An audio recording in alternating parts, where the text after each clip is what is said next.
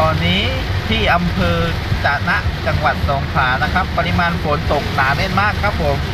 นี่ครับเราขับรถมาขับความเร็วไม่ได้เลยนะครับเพราะว่ามองด้านหน้าได้ระยะใกล้มากครับผมมองไกลไม่ได้เลยครับตอนนี้ก็เวลา 15:09 นาทีแล้วนะครับผมของวันที่ 18 ตุลาคม 65 นะครับปริมาณฝนตกหนักมากๆเอาบรรยากาศมาให้ทุกท่านได้ดูกันครับ